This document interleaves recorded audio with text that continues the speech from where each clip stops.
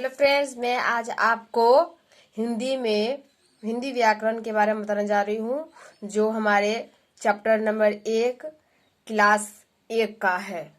हिंदी व्याकरण ये है। इसमें आज आपको हम भाषा के बारे में हम जानकारी आज प्राप्त करेंगे। व्याकरण वाणी ये चैप्टर नंबर 1 है। ये बांकेश्वर स्कूल का चैप्टर है, क्लास नंबर 1 का। अब इसमें हम भाषा और लैंग्वेज में भाग 1 भाषा और व्याकरण, लैंग्वेज एंड ग्रामर। ये भाषा वह साधन है जिसके द्वारा हम अपने भावों और विचारों को लिखकर, बोलकर अथवा संकेतों द्वारा दूसरों को समझाते हैं तथा दूसरों के भावों तथा विचारों को समझते हैं। भाषा ही एक ऐसा साधन है जो हम एक दूसरे को भावों और विचारों को बोलकर या लिखकर समझा सकते हैं। दूसरा है, निम्न चित्रों को ध्यानपूर्वक देखिए। पहला में रवि और मोहन आपस में बातें कर रहे हैं। रवि और जो मोहन है वो दोनों एक दूसरे से बातें कर रहे हैं, अपनी भाषा को समझने का प्रयास कर रहे हैं। अध्यापिका कक्षा में पढ़ा रही है। अध्यापिका जो है ब्लैक बोर्ड पर बच्चों को लिखकर, बोलकर समझाने का प्रयास कर रही है। तीसरा पिक्चर में जो है सेनम जो टीवी पर समाचार देख रही है। सेनम जो है वो टीवी पर समाचार देख रही है। यहाँ चौथा पिक्चर में है, माता यशोदा कृष्ण जी को चंद्रमा दिखा रही है। वे संकेतों के द्वारा कृष्ण जी को चंद्रमा की संकेत दिखा रही, जो चंद्रमा वहां पर है। पहले चित्र में दो व्यक्ति आपस में बातें करके मौखिक रूप में अपने विचारों को आदान प्रदान कर रहे हैं। दूसरे चित्र में अध्यापिका कक्षा में ब्लैक बोर्ड पर लिखकर लिखित रूप बच्चों को अब समझा रही है। तीसरे चित्र में बालिका टीवी पर समाचार देख कर रही है। इसी प्रकार चौथे चित्र में माता यशोदा संकेत द्वारा सांकेतिक रूप से श्री कृष्ण जी को चंदा मामा दिखा रही है।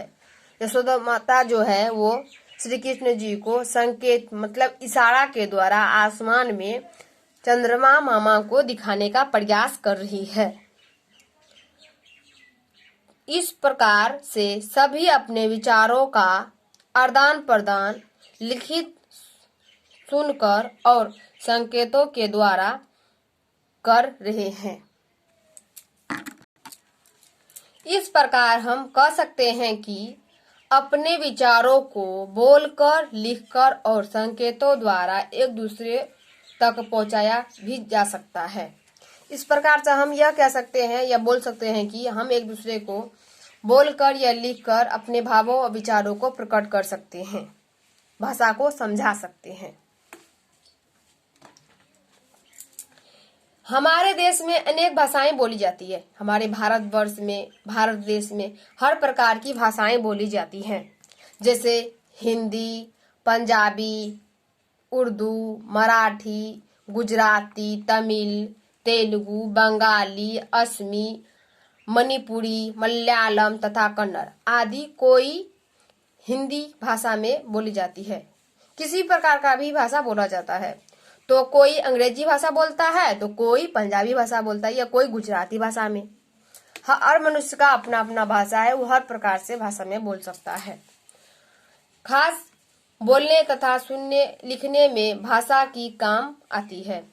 मेन है जो बोलने तथा लिखने में भाषा ही हमारा काम आती है। हिंदी हमारी राष्ट्रभाषा है। हिंदी को लिखना, पढ़ना और समझना सरल है। हिंदी भाषा को किसी भी मनुष्य को बोलना, लिखना या पढ़ना बहुत ही सरल है। कोई भी मनुष्य आसानी से उसे पढ़ और लिख सकता है और उसे समझा और समझ सकता है। भाषा के रूप काइंड्स ऑफ लैंग्वेज। भाषा के दो रूप होते हैं, पहला मौखिक, दूसरा लिखित भाषा है। मौखिक भाषा ओरल लैंग्वेज है। मुख से जो कुछ बोला तथा कानों से सुना जाता है वह भाषा मौखिक रूप होता है। भाषा के इस रूप को मौखिक भाषा कहते हैं। मुख से मतलब मुंह के द्वारा जो शब्द बोला या लिखा जाता है उसे मौखिक भाषा कहते हैं। दूसरा है लिखित भाषा, राइटिंग लैंग्वेज। जो कुछ लिखा और पढ़ा जाता है वह भाषा लिखित भाषा का रूप होता है। भाषा के लिखित रूप को लिख करना भाषा कहते हैं। जो भी शब्द लिखकर या पढ़कर वह भाषा को लिखित रूप में दिया जाता है उसे लिखित भाषा कहते हैं। भाषा के अंग पार्ट ऑफ लैंग्वेज। भाषा के अंग पार्ट ऑफ लैंग्वेज है। भाषा के तीन अंग होते हैं। भाषा लैंग्वेज, वर्ण या अक्षर, लेटर शब्द मतलब वर्ड्स, और वाक्य मीन्स सेंटेंस। इसमें जो है भाषा के लिखित